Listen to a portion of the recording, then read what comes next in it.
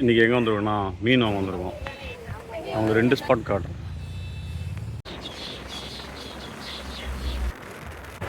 உங்களுக்கு. 2 இடம் காட்ட போகிறேன். அதுவும் கோவளத்துலேயே. ஒரு இடத்துல இல்லைன்னா இன்னொரு இடத்துல போய்ட்டு வாங்கிக்கலாம்.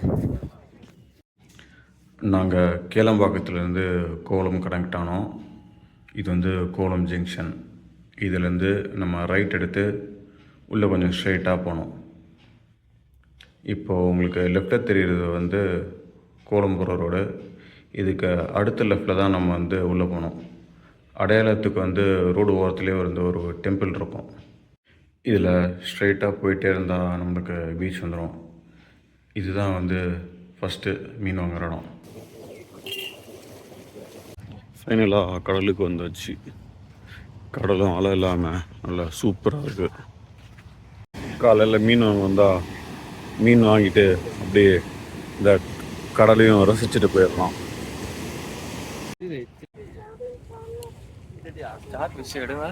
இங்கே மீன் பிடிக்கிற ஸ்டார் ஃபிஷ் இருந்துச்சு. அதையும் அப்படியே கையில் எடுத்து பார்த்தாச்சு.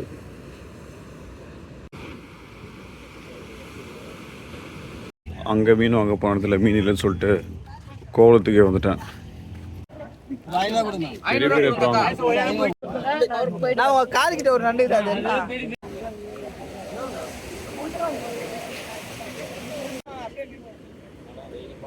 இங்கே ஃபுல்லாகவே யாராவாக தான் இருக்குதுல.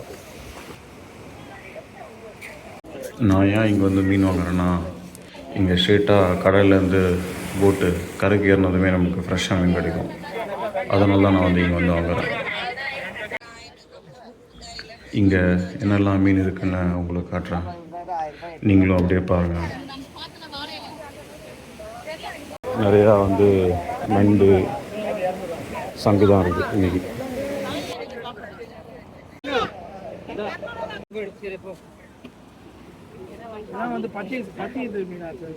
கொடுவா மீனாக்கு 1000 ரூபா.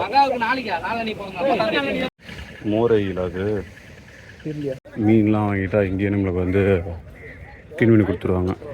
பார்த்தாலே இங்கே தெரியும் பாருங்கள், மீன் எல்லாமே ஃப்ரெஷ்ஷாக இருக்கும். இவ்வளோ தேங்காய் பேரையும் வந்து நான் வாங்கினது வெறும் 200 ரூபா தான். ஆனால் ஃப்ரெஷ்ஷாக இருக்குது. நம்ம ஏரியாவுக்கு வாங்குறத விட இதுமாரி பீச்சில் வந்து வாங்கினா நம்ம ஃப்ரெஷ்ஷாக வாங்கி சாப்பிட்லாம். சங்கு என் ஃப்ரெண்டு வந்து சங்கு வாங்கிட்டு வந்திருக்கோம். இது வந்து 150 ரூபா ஒன்று.